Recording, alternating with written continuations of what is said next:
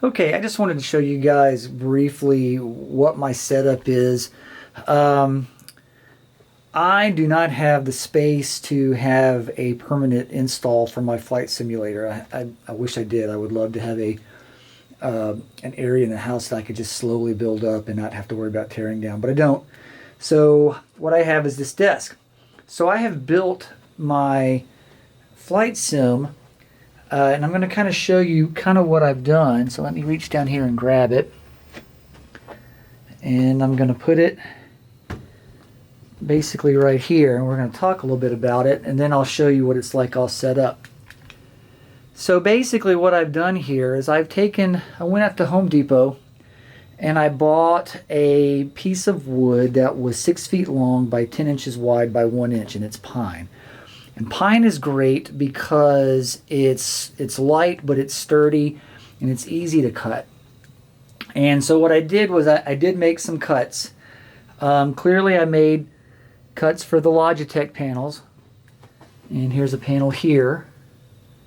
And then here is a FIPS panel. And this panel, this cut right here is for my Honeycomb Alpha Yoke. And then I have a little slit here, and that is actually for my Fsuipc throttle quadrant, and I'll show you guys that when it's all set up.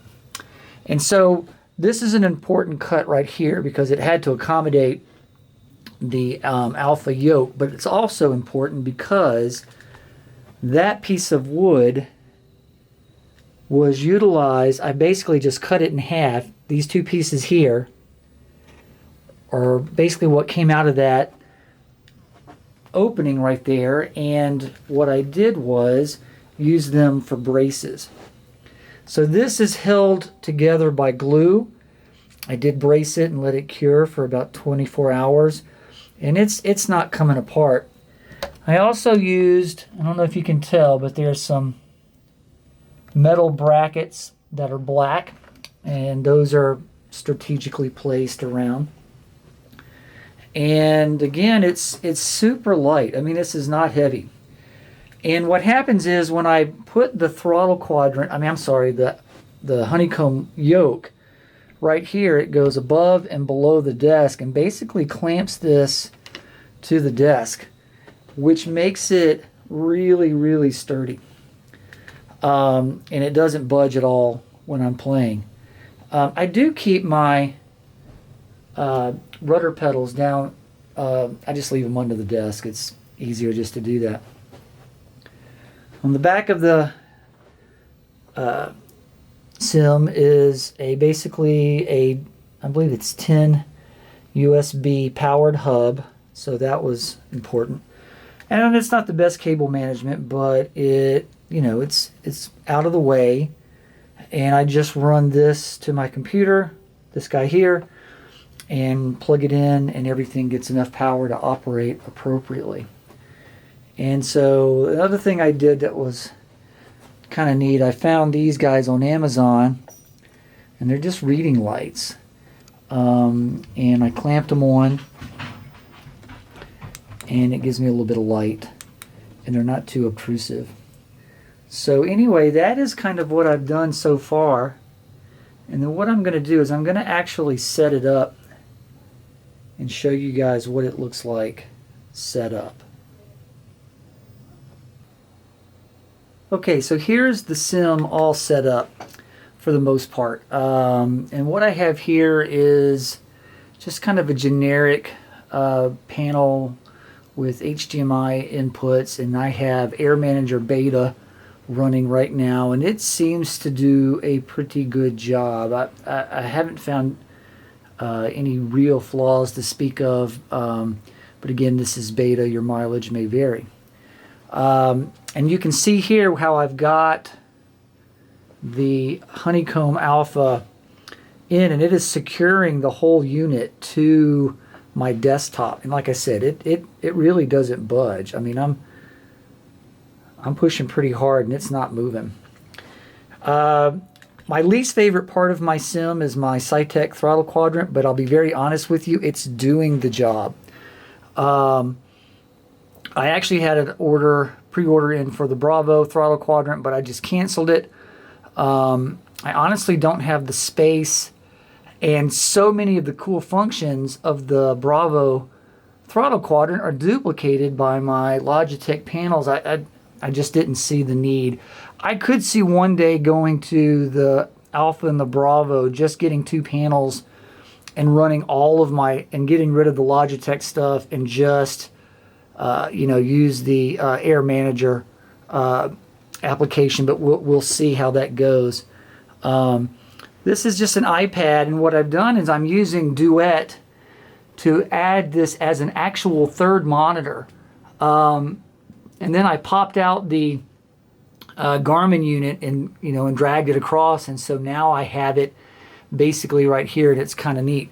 What's cool about this setup is I've got the iPad upside down, so if I double click, I can very quickly get to other things. So right now here is Remote Flight, their radio app, which, yeah, duplicates my radio stack here, but this does give me, you know, more options to have more things tuned in. And I've got the transponder and the DME stuff. And you can also scroll through different views if you'd like. So that's kind of neat. And then the other thing I have is Foreflight. And Foreflight works very well with Microsoft Flight Simulator. And so my goal, though, is to just got my eye out for, I want to get another iPad, and what I'm going to do is I have this old iPad mic stand mount, and so it's just right there. I don't have anything in it right now, but I certainly could put in, you know, another iPad, and then I could have you know, Foreflight running all the time, and then I could use this and dedicate it either to that Garmin display or the remote stuff. So I could, like, again, I can come over here and do that and have that going. And that's pretty much it. I do like the Air Manager stuff. I 90% of the time I just fly the Cessna with the steam gauges. That's really all I'm interested in right now. I could see as time would change, I might want to modify things, like especially trying to duplicate a glass cockpit. But I think that would be easy to do. I do have a new screen coming in from eBay. It's a little bit smaller, and it's touch capability. And so I also ordered from Sim Innovations, the people who do Air Manager, I ordered one of their knobsters, and I'm going to mount it probably right here. And that way I can touch on the screen. I could touch a knob, it would highlight it, and then come down here to the knobster and manipulate it. And that will be, it looks cool on YouTube. Again, I don't know. All the reviews seem to be pretty positive. And again, here's the same thing from the back. It takes me only about 2 or 3 minutes to set this up. Honestly, I have it set up before Microsoft Flight Simulator is even loaded. So, you know, that seems to, it doesn't take any time at all. And it breaks down really easy, and then I can put it over here up against my wall, and it's out of the way, and then I get to reclaim my desktop. This is my office. I teach online classes, and I need this space for other things. I've started trying to get into YouTube content, and it's also my control room for my recording studio. So anyway, any questions, just put them in the post below, and you guys have a great day.